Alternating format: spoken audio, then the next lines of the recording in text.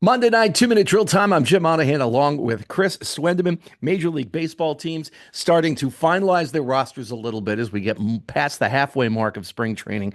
And I can see why Yankee fans are starting to push the panic button. With Garrett Cole now gone for at least a year with Tommy John surgery, and there are other injuries piling up, including Clark Schmidt, who got pulled before his latest start with soreness in his pitching shoulder. Easy for me to say.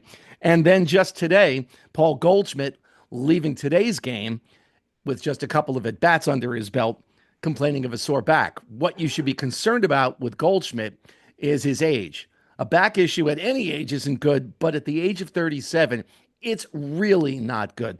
But Swendeman, here's why I don't think Yankee fans need to panic. If you go back to the Oakland A's and Moneyball, the film, the book, what have you, all you got to do is make the postseason. That's it. Just get to the postseason. I mean, look what happened last year. Garrett Cole out until June. How did that work out? Right. They got to the World Series. They got the Game 5 of the World Series, right? So who are you worried about in the American League East? Baltimore? Okay, maybe. But they have pitching problems of their own. Right. The Red Sox? Maybe. But they have pitching problems of their own.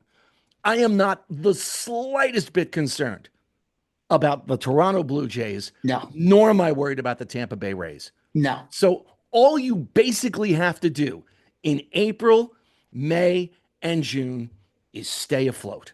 That's it. And then after that, as you approach the deadline, first, you use the first 2 months to see what you have anyway, and you see how the division's shaping up. And then you make a deal at the trade deadline if you're close enough. And the Yankees have enough prospects that if they need to go out and get somebody like Dylan Cease, if he's still out there, they might overpay a little bit. But if they're close enough, get to the playoffs and let everything work its way out after that. 1,000%. I agree with you. And, as a Yankee fan, I am not panicking yet.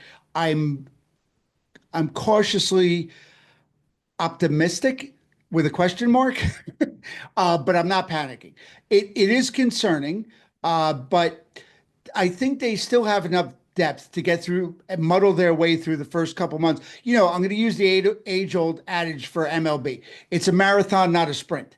And they have enough time to get over these, short-term injuries, we'll say, and get into, the warmer part of the months of the season and keep them going.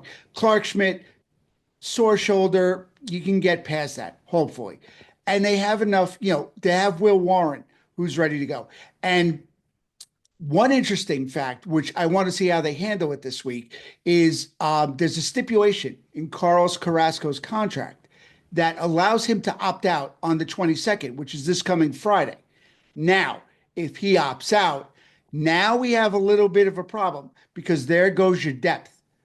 So that may be a little, something they need to work out sooner rather than later and see what they have in him and if they want to bring him up to the major league club before the start. But other than that, I think they're looking fairly decent. And you and I both know a trade is going to happen at some point. They need it, whether it's a Cease or whether, hey, look, right in the NL East, right under the Mets' noses, is Sandy Alcantara, who the Marlins, I guarantee you, a great pitcher, are going to wait to build up his value and deal him mid-season.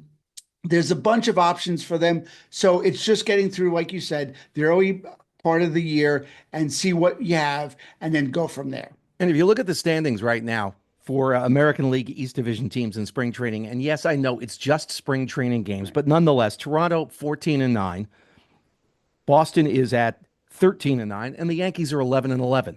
And then you have the Rays and the Orioles below them. I think the Orioles will do obviously better than that. Yeah. I don't think the Yankees are going to win the division. They don't have to win the division. Stay close enough for, a move or two near the trade deadline to actually make an impact and just get to the World Series and let the chips fall where they may. The American League, no matter where you stand, is very winnable by many teams. And the AL East, probably other than maybe the Texas Rangers, no other team scares me. Yankees, Red Sox, Orioles, any of those combination of the three, I could see all three of them in the playoffs. Meanwhile, we've been talking about him for a couple of weeks, and that would be Aaron Rodgers as we shift to the NFL. Still not set up with a NFL team for the coming season. And in the back of my mind, and we mentioned this last week, the Giants, they definitely need a quarterback. I don't think you can go into the season with Tommy DeVito, aka Tommy Cutlets, as QB1. But I got thinking about it because last week I said Giants should go after him. But then I'm thinking, given the chaotic mess that's going on in the front office from ownership on down, I start to wonder, with all of the baggage that Rodgers brings, maybe it isn't such a great idea. No, I think it's a horrible idea. The circus that he brings along with him anywhere he goes, he loves the drama. He loves, the reporters hanging on his every move and, being on McAfee and all that, he brings with him. Is it really worth it? But the problem is with the Giants, aside from ownership, these are all guys trying to save their jobs. Rodgers, they need Rodgers. Rodgers does not need them. Let's make that perfectly clear. So, of course, they want to bring in Rodgers because that is the best chance they have at being a formidable team in a very tough division. The one where, by the way, the reigning Super Bowl champs are, the top seed right now. Washington got that much better.